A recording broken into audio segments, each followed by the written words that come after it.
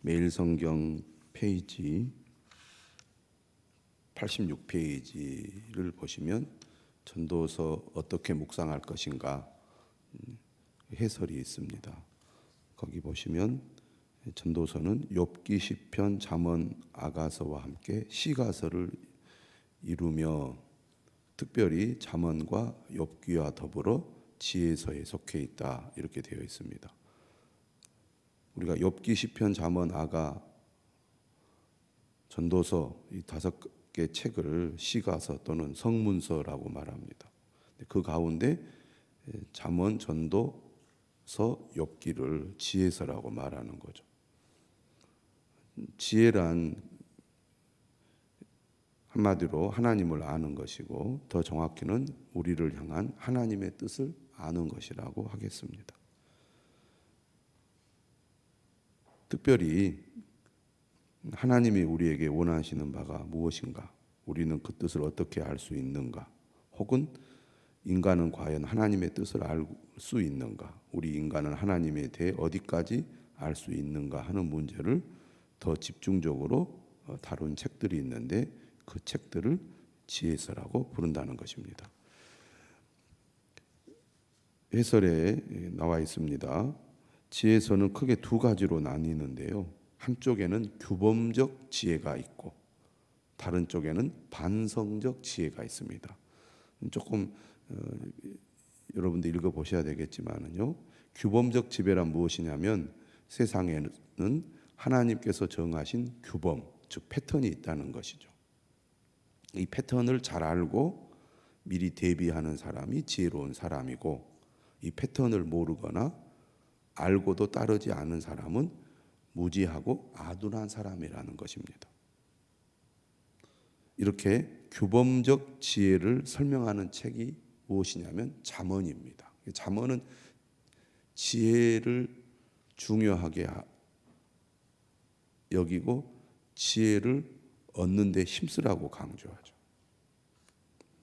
이 패턴의 중심에는 뿌린 대로 거둔다라는 규범이 자리 잡고 있습니다. 콩 심으면 콩 나고 팥 심으면 팥 나는 것처럼 좋은 것을 심으면 그 열매도 선할 것이고, 악한 것을 뿌리면 그 결과는 나쁠 수밖에 없다는 것, 이것이 규범적 지혜라고 하겠습니다. 이에 반해 반성적 지혜가 있습니다. 반성적 지혜는 뭐냐? 패턴에 예외가 있다는 것이죠. 그리고 규범적 지혜가 말하는 패턴을 다른 시각과 관점에서 바라보는 겁니다. 패턴에 예외가 있다라고 말하는 책은 욥기입니다. 욥을 보면은 어떻습니까? 그는 하나님의 말씀대로 살았습니다. 그런데도 고난을 당하잖아요. 어떻게 하나님의 뜻을 따라 살았는데도 이렇게 고난을 겪게 되느냐? 여기에 대한 질문과 답을 해주는 책이 욥기라고 하겠습니다. 전도서는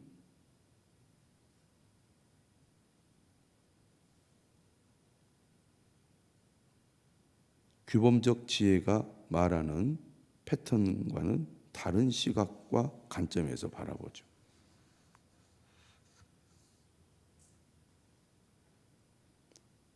그런 의미에서 특별히 전도서는 하나님의 무한함과 인간의 유한성을 극명하게 대비시킨다고 하겠습니다. 하나님께서 정하신 패턴은 영원하지만 아주 짧은 인생을 사는 인간은 그 패턴을 알 수 없다는 것을 강조하고 있다고 할 수 있겠습니다.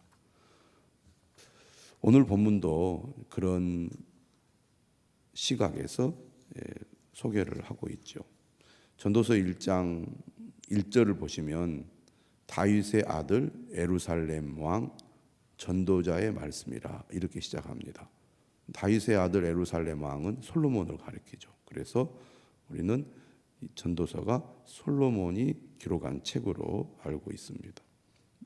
이 전도자가 이 전도서를 시작하면서 시작한 말이 뭡니까? 헛되고 헛되며 헛되고 헛되니 모든 것이 헛되도다. 해 아래서 수고하는 모든 수고가 사람에게 무엇이 유익한가? 매우 부정적인 시각으로 삶을 바라보고 있습니다. 어떻게 보면 인생을 매우 비관적이고 회의적으로 바라보는 염세주의자처럼 느껴집니다. 누구보다도 부귀영화를 많이 누렸던 사람이고 누구보다도 지혜로운 사람의 입에서 나오는 발언이기 때문에 더욱 의미심장하죠. 늘 인생을 어렵게 실패하면서 살았다면 이해가 되는데 반대의 삶을 산 사람이 인생의 허무함을 얘기하니까 아이러니하잖아요. 오늘 본문을 보면 이렇게 시작합니다. 나 전도자는 예루살렘에서 이스라엘 왕이 되어 마음을 다하며 지혜를 써서 하늘 아래에서 행하는 모든 일을 연구하며 살핀즉. 이 구절을 보면 솔로몬 왕이 지혜로울 수밖에 없겠다 이런 생각을 합니다. 여러분 가끔 유튜브를 보면 우리가 아는 평범한 사람이 마음을 집중하여 책을 많이 읽어서 삶에 대한 어떤 지혜를 터득했다고 이야기하는 영상을 보게 됩니다. 정신없이 인생을 살면서 나름대로 유명해지고 성공하기도 했는데 사고를 당해서 죽음 직전에 이르러서 이것이 별거 아니구나. 삶의 의미가 여기에 있지 않구나. 이걸 깨닫고 그때부터 어마어마한 책을 계속 섭렵을 하는 가운데 책을 많이 읽다 보니까 세상을 보는 눈이 달라지고 그리고 지혜로운 사람이 되는 거죠. 역시 세상을 살아가면서 우리가 지혜를 얻기 원한다면 가장 기본이 지식을 얻는 것입니다. 다시 말하면 다른 사람의 경험을 사는 거죠. 책을 많이 읽으면 확실히 세상을 보는 눈이 달라지고 깊어지고 넓어지는 것 같습니다. 그냥 아무 생각 없이 다람쥐 쳇바퀴 돌듯이 살아가게 되면 시간이 흘러도 항상 나의 사고의 수준과 생각의 깊이는 발전하지 않는 것 같아요. 그런데 목적을 가지고 계속 연구하고 또 공부하고 또 탐구하고 그거를 반복해서 지속하다 보면 벌써 그 사람의 지식이나 지혜나 깊이가 달라지는 거죠. 그런데 오늘 본문을 보면 솔로몬은 충분히 그럴 자격이 있다는 것을 알 수 있습니다. 마음을 다하며 지혜를 써서 하늘 아래에서 행하는 모든 일을 연구하며 살폈습니다. 그런 집중적인 노력이 그를 더 뛰어난 지혜의 사람으로 만든 것 같습니다. 우리는 보통 이렇게 생각하잖아요. 하나님이 지혜를 주셨기 때문에 자동적으로 솔로몬은 다른 사람보다 탁월한 지혜를 소유했다. 근데 가만히 있으면 지식이 많아지고 지혜롭게 됩니까? 그만큼 탐구하고 노력했다는 얘기잖아요. 그런데 그 결과에 대한 전도자의 반응은 전혀 다른 반응입니다. 내가 그렇게 했더니 정말 세상의 이치를 깊이 알아서 이제 내가 매우 자유로워졌다든지 이제 내가 모든 것을 통달해서 내가 원하는 것을 다 할 수 있게 되었다든지 이런 반응이 아닙니다. 오히려 내가 지식이 많아지고 지혜가 많아져서 좋은 것이 아니라 오히려 내 마음은 더 복잡하고 괴로워졌다. 이런 반응이에요. 그렇게 이야기하잖아요. 이는 괴로운 것이니 하나님이 인생들에게 주사 수고하게 하신 것이라. 세상을 알면 알수록, 연구하면 연구할수록, 지식이 많고 지혜가 많아질수록 더 고통스럽다. 삶이 더 복잡하고 이해하기 어렵고 해결하기 어렵다는 것을 깨닫게 된다는 겁니다. 사람들은 일반적으로 그렇잖아요. 조금 할 때 자신감이 충만하고 세상을 다 아는 것 같이 생각하고 말한다는 거죠. 그런데 더 알면 알수록 오히려 더 겸손해진다는 거죠. 알면 할수록 인간의 한계와 부족함을 깨닫는다는 겁니다. 흔히 하는 얘기로 책 한 권 읽은 사람이 가장 무섭다고 그런 얘기 하잖아요. 알면 알고 깨달으면 깨달을수록 얼마나 우리 자신이 부족하고 한계가 많은 존재인지를 깨닫는다는 얘기죠. 이렇게 얘기합니다. 14절에 내가 해 아래에서 행하는 모든 일을 보았노라. 보라, 모두 다 헛되어 바람을 잡으려는 것이로다. 바람을 잡을 수가 있습니까? 아무리 움켜쥐려고 해도 움켜쥘 수 없는 것이 바람 아닙니까? 알면 알수록, 지혜로울수록 내가 세상을 통제하고 내가 원하는 모든 것들을 다 할 수 있을 거라고 생각했는데 세상을 연구하고 알수록 모든 것이 다 헛되다는 것을 그는 깨닫고 매우 절망을 합니다. 인간의 한계를 절실히 느끼는 거죠. 구부러진 것도 걷게 할 수 없고 모자란 것도 셀 수 없도다. 인간의 한계입니다. 우리는 유한한 존재죠. 물론 우리는 매우 발달된 세상을 살아가고 있고 인간이 쌓아온 지식의 수준은 어마어마합니다.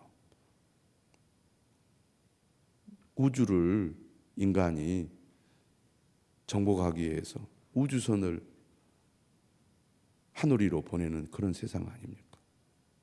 그렇지만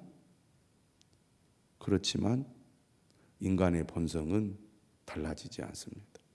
인간의 생명은 유한합니다. 의학이 발달하고 과학이 발달해서 더 건강하게 더 오래 살지만 그래도 인간은 한계를 가지고 있습니다. 개인을 대입해 보면 예기치 않는 일들이 갑자기 발생해서 이 세상은 막 좋아지는 것 같고 잘 되는 것 같아도 나는 그것과는 아무 상관없이 매우 불행한 상태에 처하게 되고 유한한 이 한계 속에서 절망할 수밖에 없는 자신을 발견하게 되는 것이 인간 아닙니까?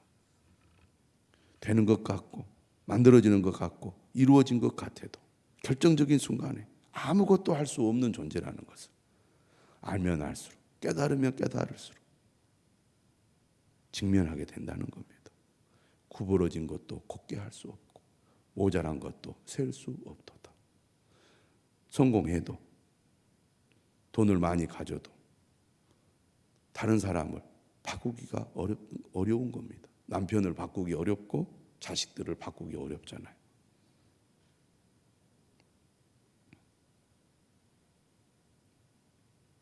(16절이죠) 내가 내 마음속으로 말하여 이르기를 보라 내가 크게 되고 지혜를 더 많이 얻었으므로 나보다 먼저 예루살렘에 있던 모든 사람들보다 낫다 하였나니. 이 전도자는 독보적인 수준에 이르렀습니다. 다 비슷비슷한 것 같아도 항상 어디에나 고수가 있습니다.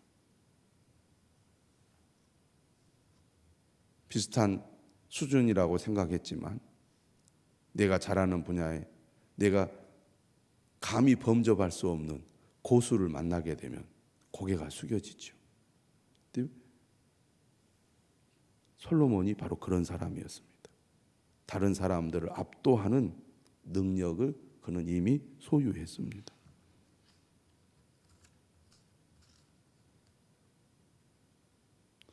그가 이렇게 얘기해요. 내 마음이 지혜와 지식을 많이 만나 보았음이로다. 나 혼자 있으면 내가 최고라고 생각하는데 다른 사람 만나보면 내가 그렇지 않다는 걸 알 수 있죠. 잘하는 사람들이 모여서 무엇을 대결을 하면 잘하는 것 같지만 더 잘하는 사람이 있습니다. 그런데 수많은 사람들을 솔로몬이 만나본 결과 자신보다 더 뛰어난 지혜를 가진 사람이 없다는 것을 알게 되었다는 거죠. 그럼에도 불구하고 여전히 자신이 부족함을 깨달아요. 그래서 17절에 말합니다. 내가 다시 지혜를 알고자 하며. 그러니까 그는 끊임없이 지혜를 추구한 사람이었습니다. 이번에는 무엇을 그가 연구했느냐면 미친 것들과 미련한 것들을 알고자 했다는 겁니다. 그러니까 부족하고 한계가 많은 어리석은 사람들에 대해서, 아둔한 사람에 대해서 그가 연구를 했다는 겁니다. 그는 늘 어떤 사람이 지혜로운가, 그 지혜는 무엇인가, 거기에 대해서 관심이 많아서 그런 사람들을 주로 만나고 그런 사람들의 얘기를 듣고 또 그런 사람들 통해서 더 지혜를 얻어서 더 많은 지혜를 그가 얻게 되었지만, 반대로 왜 저 사람은 저렇게 미련하고 어리석은 삶을 살아갈까? 그런 사람들에 대해서도 그가 연구를 해서 정말 부족함이 없이 모든 것을 자신이 다 알 수 있도록 섭렵을 했다는 거죠. 그러나 그것조차도 다 허무한 것이라는 거죠. 이것도 바람을 잡으려는 것인 줄을 깨달았도다. 알면 알수록 한계를 느끼고 또 오히려 그 많이 알고 깨닫는 것이 나에게 유익을 주기보다는 오히려 반대를 경험하게 되었다는 겁니다. 그래서 오늘 본문에 이렇게 얘기해요. 지혜가 많으면 번뇌도 많으니 지식을 더하는 자는 근심을 더하느니라. 이거 이제 반성적 지혜라는 거죠. 학문적 용어를 빌어서 표현하자면 잠언은 지혜가 최고다라고 말합니다. 지혜를 구하라고 말합니다. 다시 말하면 이런 식이죠. 아는 것이 힘이라고 얘기합니다. 그런데 오늘 본문 18절은 뭐라고 말하느냐면 아는 것이 병이다 이렇게 얘기하는 거예요. 전혀 정반대의 관점에서 얘기합니다. 지식이 힘이 아니라 오히려 다른 각도에서 보면 아는 것이 병이다. 그러니까 세상을 알면 알수록 지식이 많으면 많아질수록 오히려 더 걱정 근심이 많습니다. 보통 그러잖아요. 아무것도 모르면 걱정도 안 하는데 알기 때문에 걱정이 많이 되는 거예요. 지금 한국 경제가 어떻게 되고 있는지, 세계 경제가 어떻게 흘러가고 있는지 관심을 가지고 연구할수록 걱정이 많이 되는 것과 마찬가지입니다. 오히려 아니까 더 걱정이 되는 거예요.